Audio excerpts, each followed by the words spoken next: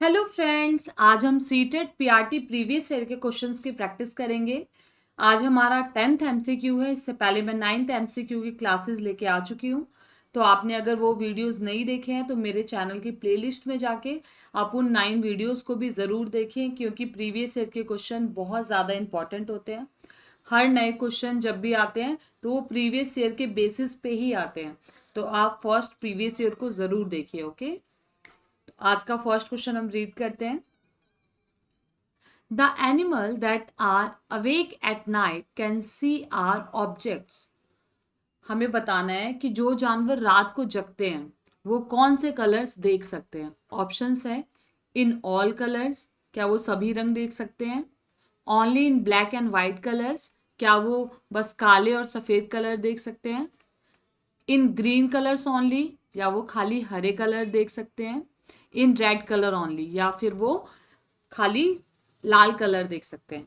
तो बताइए, मैंने आपको इस लास्ट क्लास में भी बताया था कि जो नाइट में जो बर्ड्स या एनिमल जगते हैं वो बस 2 कलर्स देख सकते हैं, और वो 2 कलर्स हैं ब्लैक एंड वाइट। ठीक है, जो भी रात को एनिमल या बर्ड जगते हैं वो ब्लैक एंड वाइट कलर ही उन्हें बस दिखाई देता है। Okay, question number 2। Select the correct statement about elephant heard. हाथी के झुंड के बारे में सही कथन हमें इसमें चयन करना है। ओके, ऑप्शंस हैं an elephant herd has mainly female and baby elephant up to 14 and 15 years old. क्या एलिफेंट के झुंड में 14 और 15 साल के बच्चे ही होते हैं। Second, N elephant heard comprises member of a particular family। क्या एलिफेंट के झुंड में किसी एक पर्टिकुलर परिवार के ही सदस्य शामिल होते हैं। Option number 3, the oldest female is the leader of the heard. जो सबसे बुजुर्ग फीमेल एलिफेंट होती है वो लीडर होती है एलिफेंट के झुंड की। N elephant heard may accommodate any number of female elephant and the young ones. या फिर हाथी के झुंड में कितनी भी मादा हाथी और बच्चे रह सकते हैं। बताइए, इनमें से कौन सा ऑप्शन ठीक होगा एनिमल एलिफेंट हर्ड के बारे में। तो ऑप्शन नंबर ए ठीक है। देखिए, एलिफेंट के हर्ड में 14 से 15 साल के बच्चे होते हैं। इससे ज़्यादा उम्र के बच्चों को वो लोग अपने झुंड में नहीं रखते। ठीक है, N elephant heard comprises member of, किसी एक पर्टिकुलर परिवार के मेंबर नहीं होते उस झुंड में। ठीक है, the oldest female is the leader of the heard. Yes, जो सबसे ओल्डेस्ट फीमेल होती है वो उस झुंड की मतलब लीडर होती है। ओके, एन एलिफेंट हर्ड में accommodate any number of female elephant and number of young ones. ऐसा नहीं होता कि उसमें कितनी भी फीमेल मेंबर हो सकती हैं या फिर कितने भी बच्चे हो सकते हैं, और इसमें कोई भी मेल एलिफेंट नहीं होता इस झुंड में। ये अगर ऑप्शन बनता है तो आप वो भी देखिए कि एलिफेंट के हर्ड में कोई भी मेल एलिफेंट नहीं होता, और 14 और 15 साल से ज़्यादा उम्र के बच्चों को वो अपने ग्रुप में शामिल नहीं करते हैं। तो ये पॉइंट भी इंपॉर्टेंट है, इसके अंदर दिया हुआ नहीं है बट आपको याद रखना है। above 15 years of elephant elephant not allowed, not allowed in the group, in the group। और इनके में मेल एलिफेंट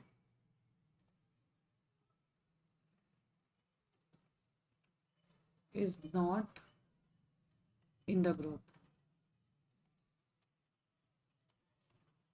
मेल एलिफेंट भी ग्रुप में नहीं होते हैं। ठीक है, तो ये क्या होता है, 15 साल से ज़्यादा की उम्र का मेल अगर चाइल्ड होता है तो उसे वो लोग एलिफेंट ग्रुप में उसको अलाउ नहीं करते हैं, और मेल एलिफेंट भी ग्रुप में नहीं होता।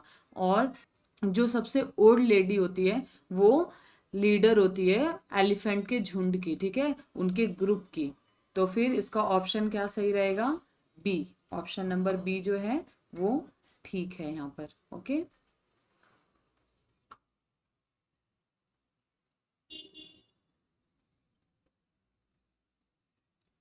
Question number 3, inside the petals in the middle of a flower we find a thin powder structure called. हमें बताना है कि फ्लावर के बीच में, जैसे यहाँ पे फ्लावर बना हुआ है, ये फ्लावर है, तो फ्लावर के बीच में यहाँ पे ना कुछ स्ट्रक्चर, जो ये ऐसा स्ट्रक्चर बना हुआ है, इसके बीच में कुछ पाउडर जैसा, अगर आप इसको टच करेंगे ना तो पाउडर जैसी फीलिंग आती है। उस पाउडर जैसा जो वो एलिमेंट होता है, जो भी आइटम होता है, उसको क्या बोलते हैं हम? उसे बोलते हैं पॉलन। ठीक है, ऑप्शन है एंथर, रेडिकल, पॉलन, स्टिग्मा। क्या बोलते हैं इसको? पाउडरी स्ट्रक्चर को क्या बोलते हैं? पॉलन बोलते हैं। ठीक है, पाउडरी स्ट्रक्चर पॉलन, हमें ऐसे याद रखना है, पाउडरी स्ट्रक्चर पॉलन। ओके, तो ये याद रखिए, ये क्वेश्चन बहुत बार बनता है एग्जाम में। Question number 4, if you go to Ahmedabad by train then all Ahmedabad railway station you will find the most of the vendor are selling. इसमें हमें बताना है कि अगर आप कभी अहमदाबाद जाते हैं ट्रेन से, तो वहाँ पे अहमदाबाद में सबसे ज़्यादा खाने की चीज़ क्या मिलती है, हमें ये बताना है। ठीक है, ऑप्शंस हैं dhokla with chutney and lemon rice, chole bhature and lassi, idli chutney and vada chutney, puri saag and cold milk. बताइए क्या क्या मिलता है गुजरात में सबसे ज़्यादा? Dhokla with chutney and lemon rice, first option ही ठीक है। ठीक है, छोले भटूरे कहाँ मिलते हैं? पंजाब में, पंजाब, छोले भटूरे पंजाब का है। इडली चटनी ये कहाँ का है? साउथ का, साउथ एरिया में मिलता है। Question number 5, the birds move their neck very often because. हमें बताना है कि जो पक्षी होते हैं वो बहुत जल्दी जल्दी अपने गर्दन को हिलाते हैं, इसका क्या रीज़न है, क्यों हिलाते हैं वो अपने गर्दन को, बहुत ज़्यादा मूव क्यों करते हैं? ऑप्शंस है दे कैन फ्लाई, क्योंकि वो उड़ते हैं, the birds eyes are fixed, या उनकी आंखें फिक्स होती हैं इसलिए ऐसा करते हैं, the birds have small I, या फिर उनकी आंखें छोटी होती है इसलिए ऐसा करते हैं, there are covered with feathers, उनके कान पंखों से ढके होते हैं। बताइए क्या होता है रीज़न? ऑप्शन को हम क्रॉस करते हैं, दे कैन फ्लाई, वो उड़ते हैं इसलिए गर्दन को बार बार मूव करते हैं, ऐसा नहीं हो सकता। ठीक है, उसके बाद the birds have small I, छोटी आंखें हैं इसलिए गर्दन को मूव करते हैं, ये भी गलत है। There are covered with feathers, ये भी गलत है।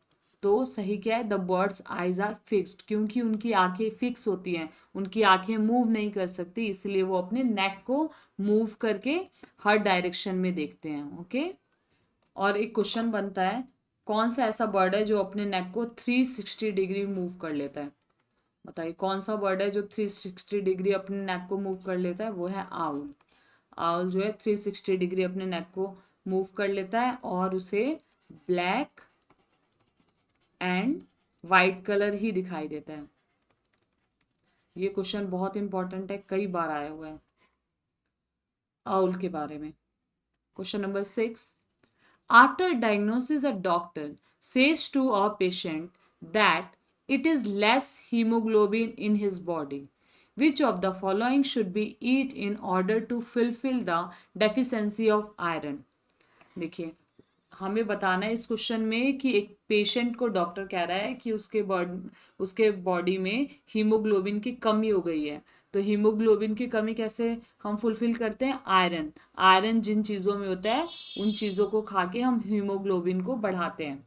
तो अभी हमें बताना है इन ऑप्शंस में से किस चीज़ में आयरन की मात्रा ज़्यादा है, किस चीज़ का उस व्यक्ति को उपयोग करना पड़ेगा जिससे उसका हीमोग्लोबिन जो है वो बढ़ जाएगा। ऑप्शंस है राइस, शुगर, आंवला, green leafy vegetable, wheat, orange, jaggery, lemon, P. आंवला, ग्रीन लीफी वेजिटेबल, जैगरी। बताइए, राइस, शुगर और आंवला तो नहीं हो सकता। ग्रीन लीफी वेजिटेबल से आयरन तो बढ़ता है, बट व्हीट से आयरन नहीं बढ़ता, ऑरेंज से विटामिन सी मिलता है, तो ये भी क्रॉस हो जाएगा। जैगरी, इसमें भी जैगरी मतलब क्या होता है? जैगरी मतलब गुड़, तो गुड़ से तो आयरन बढ़ता है, बट लेमन से आयरन नहीं बढ़ता, पी से आयरन नहीं बढ़ता, तो फिर ये भी ऑप्शन गलत हो जाएगा। आंवला में आयरन होता है, ग्रीन लीफी वेजिटेबल में आयरन होता है, और जैगरी में भी आयरन होता है, तो ऑप्शन नंबर डी जो है वो सही है। ठीक है, तो इसका सही आंसर होगा option number D. Question number 7, select the true statement from the following.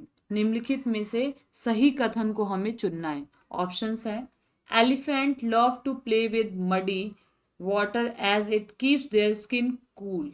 एक फर्स्ट ऑप्शन में है कि एलिफेंट जो है उसको कीचड़ में खेलना अच्छा लगता है क्योंकि उसकी बॉडी को ठंडक मिलती है। सेकेंड है, most elephant like to take rest and sleep nearly 10 hours a day. ज़्यादातर एलिफेंट जो है उनको रेस्ट करना ज़्यादा पसंद है, इसलिए वो 10 घंटे दिन भर में सोते हैं। थर्ड है, a 3 month old elephant weight about 200 kg। कि 3 महीने जो एज होती है एलिफेंट की, 3 महीने का जो एलिफेंट होता है उसको उसका वेट 200 kg होता है। क्या ये सही है? Option number 4, most adult elephant eat about 100 kg of leaves twins in 1 day। कि जो ओल्ड एलिफेंट होते हैं वो 100 kg लीव्स और ट्विंस जो है मतलब 100 kg तक का आइटम खा जाते हैं एक दिन में। तो बताइए इन 4 ऑप्शंस में से एलिफेंट के बारे में कौन सी चीज़ें सही है? हमारे पास और भी ऑप्शंस हैं, ये देखिए second and fourth. Second and fourth हम रीड करके देखते हैं। सेकंड क्या है? Most elephant like to take rest. No, ये गलत है, तो बी को हम क्रॉस कर देंगे। उसके बाद सेकंड एंड फोर्थ पूछा था ना, फोर्थ तो सही है बट सेकंड एंड फोर्थ नहीं है, तो ये क्रॉस हो जाएगा। उसके बाद B option first and fourth.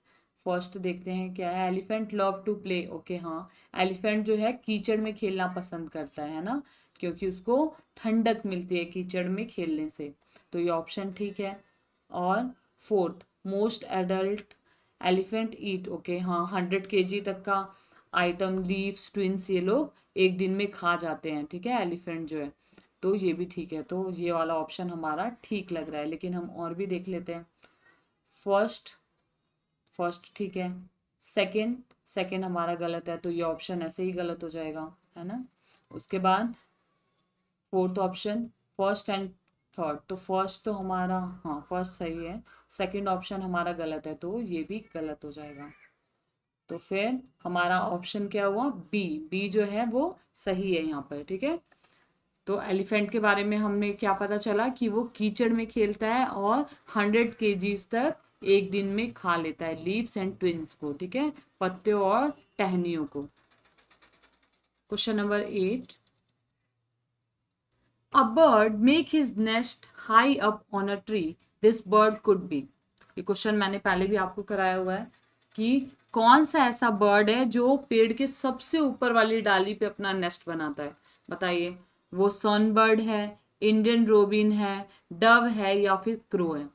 Sunbird नहीं है, इंडियन रोबिन भी नहीं है, डव भी नहीं है, ये है वन एंड ओनली क्रो।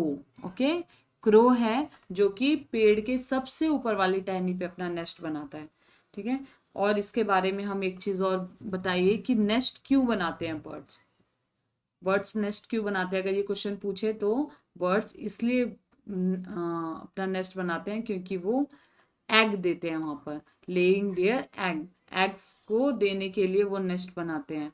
और कोयल जो है वो क्रो के नेस्ट में अपने अंडे को दे देती है। ठीक है, कोयल, ये जरूर याद रखिएगा, क्वेश्चन बहुत ज्यादा बनता है। Koel lays its egg in the nest of a crow. कोयल क्या करती है? क्रो के नेस्ट में अपना एग दे देती है। ठीक है, तो ये 2 पॉइंट हमें याद रखना है कि बर्ड जो है बस अपना अंडा देने के लिए नेस्ट को प्रिपेयर करती है, और एक कोयल जो है वो क्रो के नेस्ट में अपने अंडे को डाल देती है, और क्रो को पता भी नहीं चलता कि वो कोयल के बच्चों को पाल रही है। ठीक है, तो एक कोयल ही एक वन एंड ओनली मदर है जो कि अपने बच्चों को जन्म तो देती है बट उनकी परवरिश नहीं करती। तो ये क्वेश्चन भी बनता है कि कौन सा ऐसा बर्ड है जो अपने बच्चों को पालती नहीं है, खुद से नहीं पालती है, ठीक है, तो वो है कोयल। ये भी हमें याद रखना है। अगर आपको मेरी वीडियो अच्छी लग रही हो तो प्लीज़ मेरी वीडियो को लाइक ज़रूर करें। Okay friends, question number 9 read करते हैं। Pochampally is a village which is famous for the special cloth which is also called Pochampally. हमें बताना है पोचमपल्ली कहाँ पे फेमस है। पोचमपल्ली एक क्लॉथ है जो कि पोचमपल्ली के नाम से ही बहुत ज़्यादा फेमस है। अब ये क्लॉथ कहाँ पे मिलता है बताइए। केरला में मिलता है, कर्नाटका में मिलता है, आंध्र प्रदेश में मिलता है या तमिलनाडु में मिलता है बताइए। केरला में तो नारियल मिलते हैं ज़्यादा, ठीक है। कर्नाटका में भी ऐसा कुछ फेमस नहीं है। तमिलनाडु में क्लॉथ फेमस है लेकिन पोचमपल्ली क्लॉथ फेमस नहीं है, ठीक है। ये है आंध्र प्रदेश। कहाँ पे मिलता है पोचमपल्ली? आंध्र प्रदेश में, जिसे अब तेलंगाना जाना जाता है, तेलंगाना के नाम से जाना जाता है, ठीक है। तेलंगाना के अंदर मिलता है। अगर ऑप्शन में तेलंगाना आए तो आपको तेलंगाना पे टिक करना है, ठीक है। पहले ये आंध्र प्रदेश था, अब ये तेलंगाना डिस्ट्रिक्ट हो गया है। तो पोचमपल्ली सबसे ज़्यादा फेमस है तेलंगाना आंध्र प्रदेश के अंदर, ठीक है। और ये पोचमपल्ली क्यों फेमस है बताइए। ये पोचमपल्ली की साड़ियाँ होती हैं, ठीक है। साड़ी कौन कौन सी होती है? सिल्क एंड कॉटन की साड़ियाँ होती हैं जो कि पोचमपल्ली के नाम से फेमस होती है। और क्यों फेमस है? क्योंकि इसमें ग्लिटरी, साड़ी में क्या होता है? Lustre and bright colour, bright colour की ये साड़ियाँ होती हैं और बहुत लाइट वेट में होती हैं। ये साड़ियाँ कैसी होती है? इनका वेट बहुत लाइट होता है।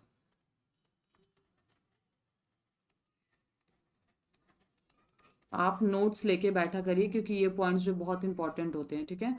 फर्स्ट पॉइंट ये है, सेकंड पॉइंट ये है एंड थर्ड पॉइंट ये है। तो ये भी हमें याद रखना है पोचमपल्ली के बारे में कि सिल्क और कॉटन की साड़ी होती है, लस्टर एंड ब्राइट कलर की होती है। लस्टर मीन्स की शाइनिंग होता है इन साड़ियों में, और बहुत डार्क कलर की साड़ियाँ होती है, ठीक है। और बहुत लाइट वेट होता है, देखने में बहुत हैवी लगता है बट पहनने में बहुत लाइट होता है।